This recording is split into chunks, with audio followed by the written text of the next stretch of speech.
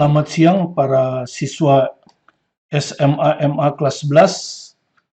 Kita lanjutkan pembahasan kita dengan topik hidrolisis garam. Ya, jadi kita sekarang akan menghitung pH dari hidrolisis garam.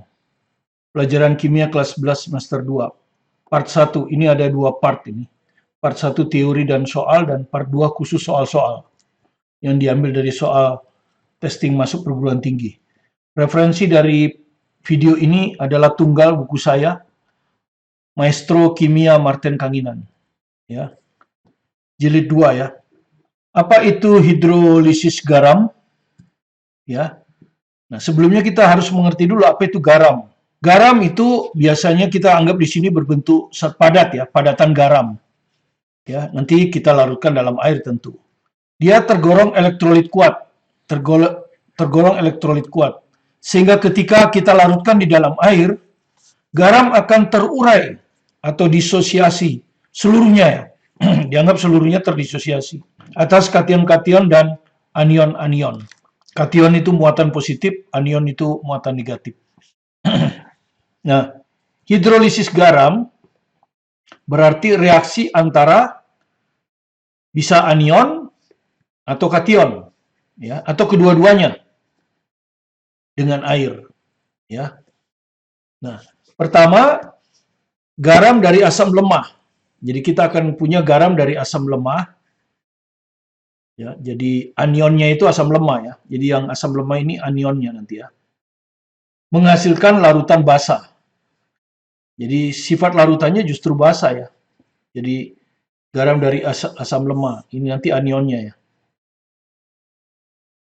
Dia justru akan menghasilkan larutan basa. Contohnya ya. Misalnya garamnya CH3COO-Na. Nah, CH3COO ini kan asalnya dari asam lemah ini. Ya. CH3COO-. Ini asalnya dari asam lemah. Na ini basa kuat. Nah, ini yang kita sebut garam asam lemah itu. Ya, ini akan bersifat basa. Ya. Jadi pada garam dari asam lemah, ini anionnya ini anionnya ini. Nanti kalau di larutan ini akan jadi CH3COO-. Ini yang kita sebut anion ya. Ya. Itu akan terhidrolisis. Jadi ini akan terhidrolisis jika dilarutkan dalam air, ya. Dia berfungsi sebagai basa konjugasi. Jadi anion ini adalah basa konjugasi dari asam lemah, ya. Asam lemahnya adalah CH3COH, ya. Nah, ini asam lemahnya. Jadi CH3COO- ini adalah basa konjugasi dari asam lemah CH3COH. Nah,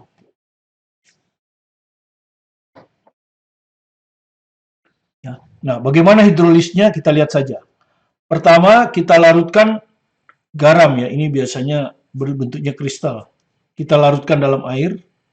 Ya, ini garam dari asam lemah disebutnya. Maka dia akan terurai menjadi anion CH3COO-. Ini anion. Ini adalah basa konjugasi dari asam lemah. Asam lemahnya CH3COH ya. Ditambah Na+. Ini kationnya. Nah, kationnya ini tidak terhidrolisis. Ya. Karena dia berasal dari basa kuat. Sehingga sifatnya lemah ya. Ini berasal dari basa kuat tapi dia ion, jadi ini akan bersifat lemah sehingga tidak terhidrolisis dalam air. Yang terhidrolisis ini ya. Jadi kalau kita ambil ini ke sini.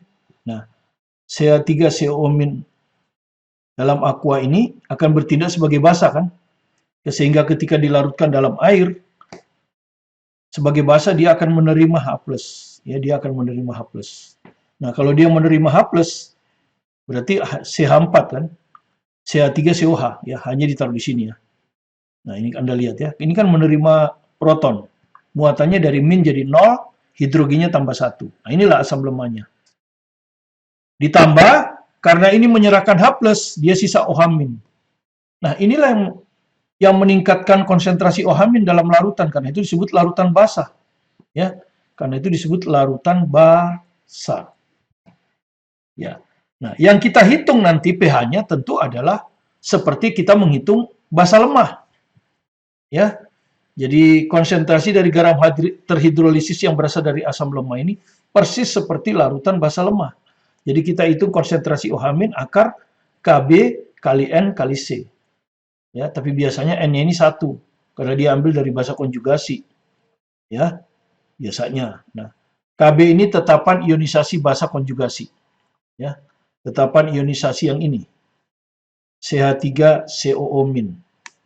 Nah, kalau misalnya yang diketahui bukan Kb tapi Ka. Ka ini yang diketahui. Sering yang diketahui Ka ini. Ka dari asam lemah ini. Maka Anda bisa ngitung Kb dengan rumus Ka kali Kb dari pasangan asam basa konjugasi itu sama dengan Kw. Kw itu 10-14. Ya, jadi kalau Ka diketahui, Kb bisa dihitung. Kb diketahui, Ka bisa dihitung.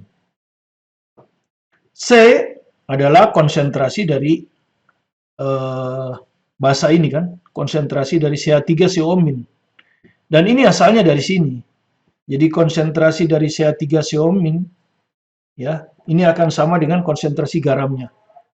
CH3CONA. Sama aja, ya. Oke. Untuk jelasnya kita lihat aja di contoh soal ya. Untuk jelasnya kita lihat di contoh soal. Berapa pH dari larutan 0,114 M natrium asetat? Natrium asetat. Jadi persis seperti tadi ya. Jadi seperti ini aja, persis. Jadi tidak ini. Natrium asetat itu adalah CH3CONA. Padatan ketika dilarutkan dalam air, dia akan menjadi CH3CO- aqua ditambah Na+. Ini tidak terhidrolisis seperti tadi. Ini terhidrolisis. Dan terhidrolisis sebagai basa. Sehingga dari kalau dilakukan dalam air, air akan mengirim proton ke sana sehingga dia menjadi asam lemah CH3COH. Aqua ditambah karena ini mengirim proton ke sana, dia akan tertinggal OH- sehingga larutannya bersifat basa. Sehingga konsentrasi dari garam terhidrolisis bisa kita hitung seakan-akan konsentrasi OH- untuk basa lemah, yaitu akar Kb. Kb dari ini ya, CH3CO- kali C. Nah, kebetulan di sini yang diketahui Kb ya. Kebetulan, jadi nggak perlu lagi kita cari Ka. Jadi karena ini langsung yang diketahuinya Kb. Jadi tinggal langsung dimasukkan aja. Jadi konsentrasi OH- sama dengan akar Kb-nya ini 5,60 kali 10-10. Ya. Kali, nah ini konsentrasi dari CH3CO-. Ya, sama saja dengan konsentrasi CH3CONA. Ya, diketahui ini. Natrium asetat 0,114. Jadi C-nya ini 0,114. Ya. Jadi kali 0,114 seperti ini. Ya.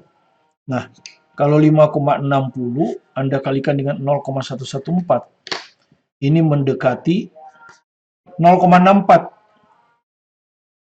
Ya. Ini tetap 10-10. Seperti gini ya. Kemudian akar dari 0,64 itu 0,8.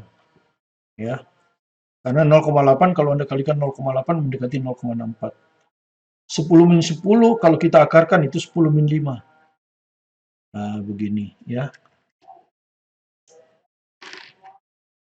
Kemudian ini menjadi 8 kali 10-6 ya. Selanjutnya kita hitung pOH ya. pOH akan sama dengan min log 8 kali 10-6. Ya. Di sini gunakan log 2 tuh ya. Ada tuh kan biasanya gunakan log 2. Jadi ini kalau kita hitungkan min log 8. 8 itu 2/3 ya. Min log 10-6. Ya. Ini 3-nya bisa lompat keluar menurut logaritma ini jadi min 3 kali log 2. Min 6 ini plus 6. Nah, gini ya. Jadi ini akan sama dengan min 3 log 2 berapa? 0,301 ditambah 6. Jadi sama dengan min 0,903 ditambah 6. Jadi pH-nya sama dengan 5,097. Nah, ini pH-nya ya. 0,97. Oke. Tapi yang ditanya pH ya, sorry. Yang ditanya bukan pH tapi pH. Oke. Jadi sifatnya basa kan? Ya. Ini sifatnya basa. Jadi pH-nya pasti lebih besar dari 7. Ini kan masih lebih kecil 7. Ini bukan pH, pOH. pH yang 14 dikurangi pOH. Dianggap suhunya 25 derajat Celcius ya, suhu kamar waktu melakukan eksperimen. Jadi 14 kurang 5,097. Ya, jadi balik lagi ya. 8,903. Iya. Ini ya, nomor 1. Kita lanjut ke nomor 2. Kalau tadi garam dari asam lemah, sekarang garam dari basa lemah. Ya, garam dari basa lemah. Ya. Garam dari basa lemah. Nah, kalau garam dari asam lemah menghasilkan larutan basa, kebalikannya garam dari basa lemah menghasilkan larutan asam. Jadi pH-nya lebih kecil 7. Contoh garamnya adalah NH4Cl. Ya, NH4Cl contoh garamnya. Ya. NH4 itu basa lemah, asalnya dari basa lemah NH4OH. Cl asalnya dari asam kuat HCl. Ya. Nah, ini yang kita sebut garam dari basa lemah. Ya. Jadi pada garam dari basa lemah, ini kan kation ya, ini kan NH4+ ya. Kation yang terhidrolisis di sini NH4+. Ya kan?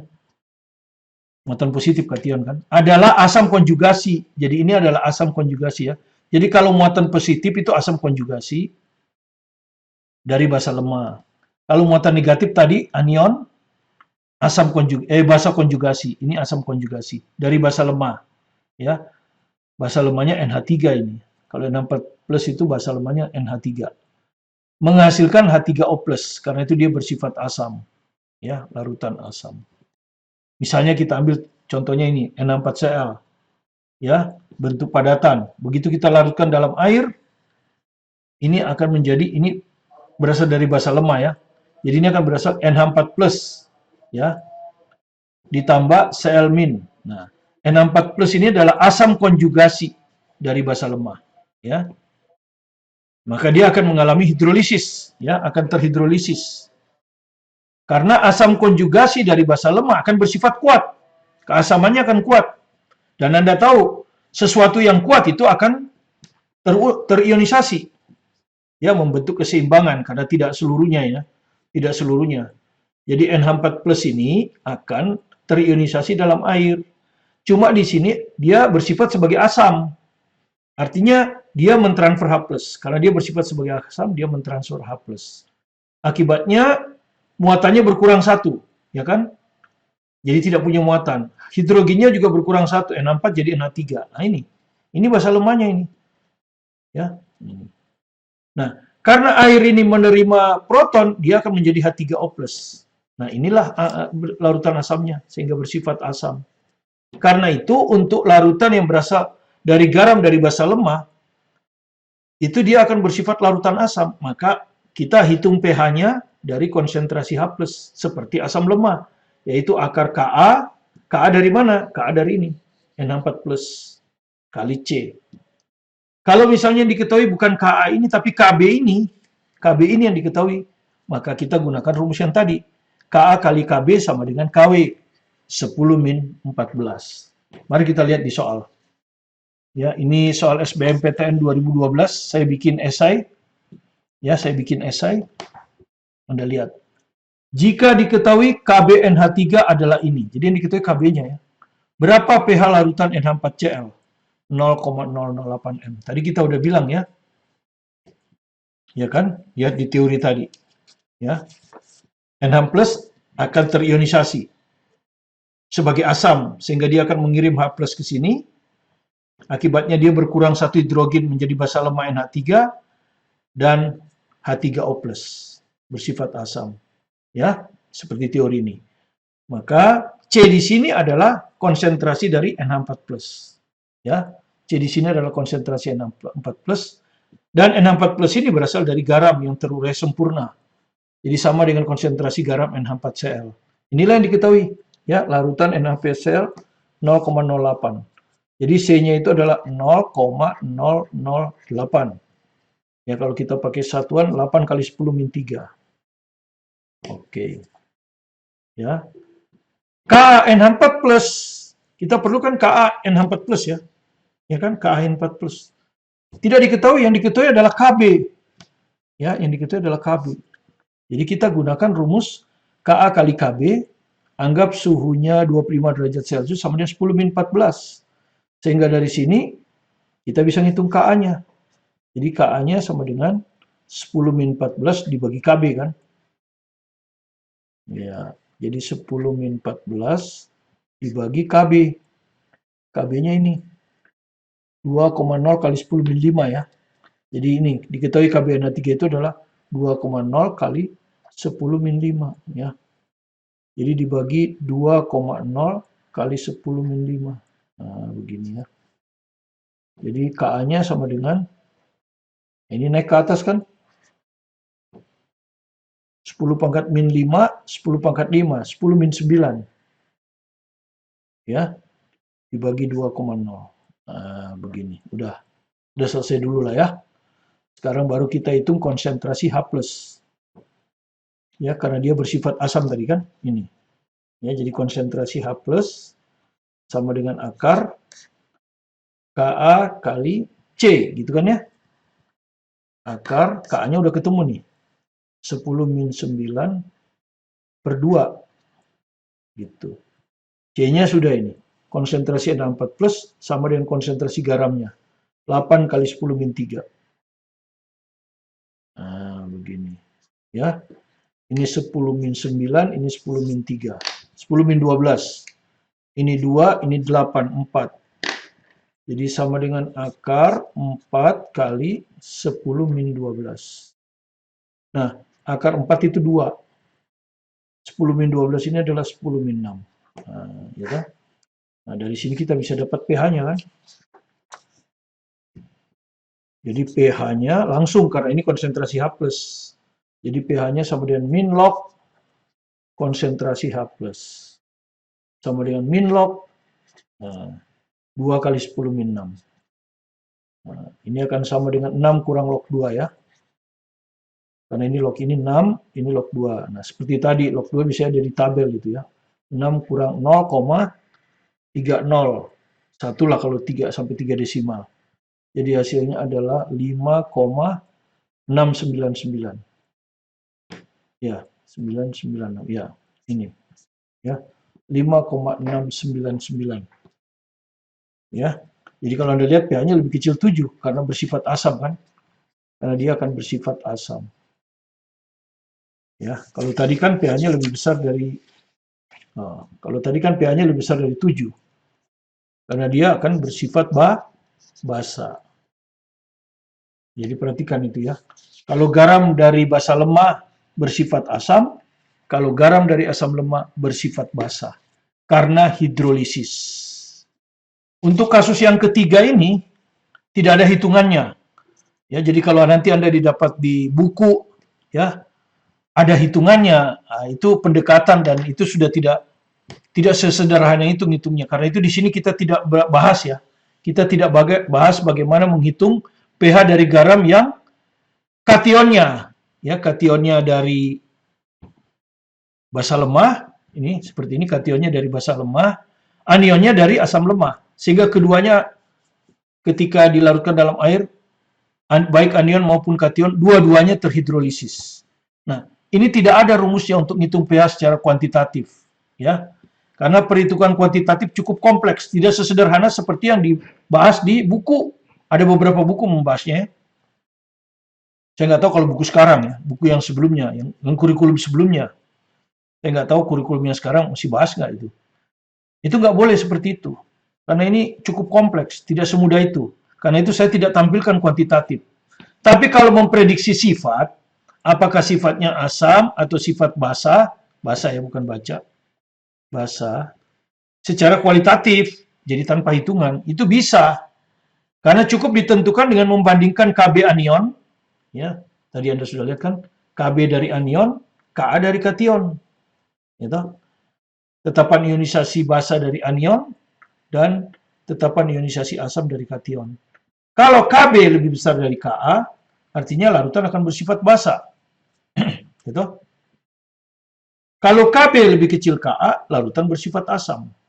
Kalau Kb sama dengan Ka, maka larutan bersifat netral atau mendekati netral. Ya, kira-kira mendekati 7 pH-nya. Jadi tidak ada perhitungan kalau dua-duanya terhidrolisis. Kalau garam dari asam lemah saja, ada hitungannya. Garam dari basa lemah saja, ada hitungan kuantitatifnya. Tapi kalau dua-duanya lemah, tidak ada hitungannya. Karena hitungannya kompleks. Tidak bisa kita tampilkan di sini. Ya, seperti itu. Oke, jadi hanya memprediksi sifat. Ya, sekarang kita ke contoh yang terakhir untuk mengakhiri part 1 ini. Ya, memprediksi sifat larutan garam. Ya, prediksi apakah larutan 0,20 m dari setiap garam-garam berikut akan bersifat asam. Jadi apakah dia akan bersifat asam, garam tersebut bersifat basa atau netral. Ya, kita mulai. KBr. K ini berasal dari basa kuat, Br berasal dari asam kuat. Sehingga ketika dilarutkan dalam air, dia akan terurai seluruhnya menjadi ion positif K+, dan ion negatif Br-. Dan Anda sudah tahu dua-duanya tidak terhidrolisis. Jadi dua-duanya tidak terhidrolisis dalam air. Karena itu dia akan bersifat netral. Ya. Dengan pH mendekati 7 ya. Dengan pH mendekati 7 atau samakan aja 7. Ya, ini jawabnya. Sifatnya netral. Yang B, NH4 NO3. Nah, kalau yang hafal tahu ini. Ini berasal dari basa lemah, ini berasal dari asam kuat. Nah, waktu dulu saya sekolah, saya cuma ngafalin. Karena ini berasal dari asam kuat, ini berasal dari basa lemah, maka dia akan bersifat asam. Gitu ya. Dulu kita menghafal. Kita nggak tahu kenapa dia bisa bersifat asam. Ya, dulu kelihatannya jarang dijelaskan gitu. Nah, di sini Anda perlu tahu kenapa dia bersifat asam, maka sesuai dengan Arrhenius kan? Karena dia akan meningkatkan konsentrasi dari H+ atau H3O+. Mari kita lihat. Tadi sudah kita jelaskan kan? Yang ini akan terurai di air menjadi NH4+ ditambah NO3-. Gitu. Kemudian NO3- ini kan asalnya dari asam kuat. Ya. Dia asalnya dari asam kuat, jadi bersifat lemah ini. Dia akan bersifat, asalnya dari asam kuat, jadi ini akan bersifat basa lemah. Nah, ya, bersifat basa lemah. Karena dia bersifat basa lemah, dianggap ini tidak terionisasi kan? Ini tidak terionisasi. Kalau Anda mau tahu gitu, kenapa itu. Nah, yang terionisasi yang ini. Nah, ya, dia akan sebagai asam kan? Kalau muatan positif dia akan sebagai asam kan? Ini sebagai asam, asam konjugasi. Maka dia akan, kalau kita masukkan ke air, gitu, maka dia akan mentransfer sebagai asam kan? Sebagai asam dia akan mentransfer H+ ke sini. Sehingga apa yang terjadi? Ini berkurang satu hidrogen. Muatannya juga berkurang satu, sehingga jadi NH3. Kemudian ini H2O karena dia menerima H+, dia akan menjadi H3O+. Nah, ini meningkatkan konsentrasi H3O+, ya kan? Karena itu dia bersifat larutan asam. Ya, sesuai dengan definisi Arrhenius, meningkatkan konsentrasi H+. Ya, itu. Kalau sekarang kita bisa jelaskan kenapa ini bersifat asam. Kalau dulu saya hanya menghafal NH4 berasal dari basa lemah, NO3 berasal dari asam kuat. Maka dia bersifat asam. Itu. Tanpa tahu kenapa dia bersifat asam. Nggak bisa saya menjelaskan dulu. Ya, hanya hafal. Itu makanya saya bilang kalau kita belajar menghafal, itu memang kita bisa menjawab secara cepat, tapi tidak bermakna sehingga kita kurang menyenangkan. Karena kita tidak tahu apa yang terjadi. Ya, jadi sekarang kita lihat ini. Ca NO32. Tapi nggak apa-apa kalau hanya menjawab ya, tapi kita harus tahu nanti ya. Nah, Anda sudah tahu ini apa ini? Berasal dari basa kuat kan? NO3 ini berasal dari asam kuat. Nah, sama-sama kuat. Maka ketika dia terurai, dua-duanya tidak terhidrolisis. Ini tidak terhidrolisis, yang ini juga tidak terhidrolisis, sehingga dia bersifat netral. Ya, karena tidak ada hidrolisis di garam ini. Bersifat netral atau pH-nya kira-kira 7. Ya. Oke, sama dengan A. Yang D, NaNO2. Ya. Kalau kita hafal, ini berasal dari basa kuat. HNO2 berasal dari asam lemah. Karena basanya lebih kuat dari asamnya, maka dia akan bersifat basa. Nah, itu kalau menghafalkan begitu. Jadi kalau bersifat basa, pH-nya akan lebih besar dari 7. Nah, sekarang kita bisa menjelaskan kenapa dia bersifat basa. Pasti karena meningkatkan konsentrasi OH-. Mari kita lihat. Ini akan terurai menjadi Na plus tambah NO2-. Ini tidak terhidrolisis, ini yang terhidrolisis. Ya toh? Ketika NO2- ini ditambah air, maka dia akan bersifat basa kan? Ini akan bersifat basa, basa konjugasi ya. Basa konjugasi. Karena itu dia akan menerima hidrogen. Ya, karena sebagai basa tentu dia menerima hidrogen. Sehingga dia akan menjadi ditambah hidrogen berarti menjadi HNO2. Gitu kan ya. Gitu. H2O karena dia menyerahkan H plus di sini, muatannya kurang 1. Hidrogennya kurang 1, dia jadi OH-. Nah, ini dia meningkatkan konsentrasi OH-, maka dia bersifat larutan basa. Nah, kita bisa menjelaskan sekarang kenapa dia bersifat basa. Bukan hanya hafal. Yang E, NH4 HCO3. Oke. NH4 ini jelas basa lemah. Ya. Ini asam lemah.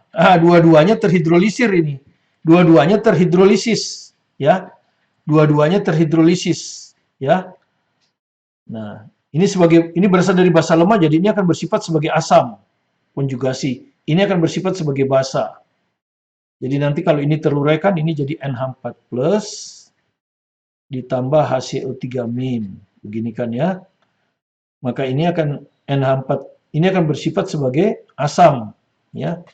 NH4 plus ini kalau dilarutkan ke air, dia akan bersifat sebagai asam, ngirim H plus ke sana. Ya toh?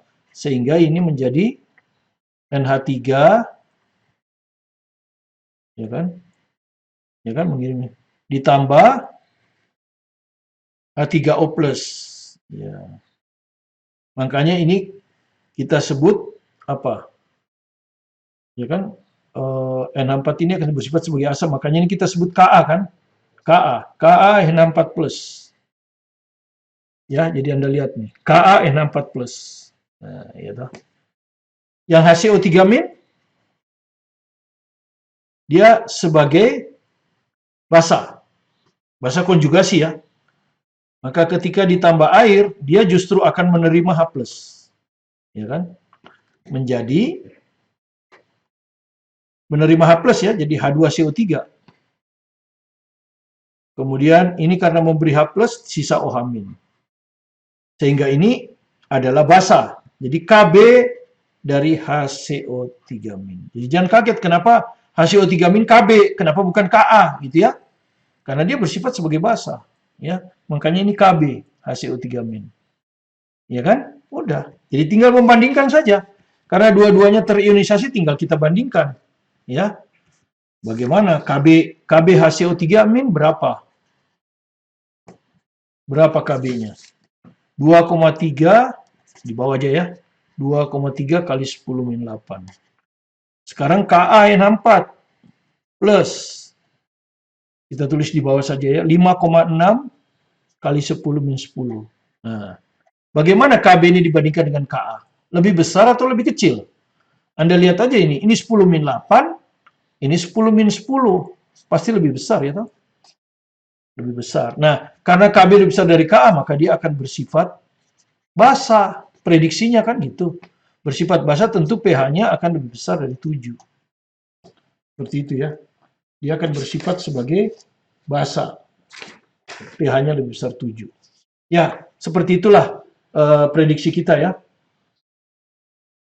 Seperti itu prediksi kita ya. Terima kasih Anda telah mengunjungi video pembelajaran ini. Jika Anda merasa ada manfaatnya, silakan di-subscribe, like, dan komen, dan share ke teman-teman untuk belajar bersama. Terima kasih, tetap semangat belajar mandiri di rumah. Sukses bersama Anda. Saya Martin Kaminan.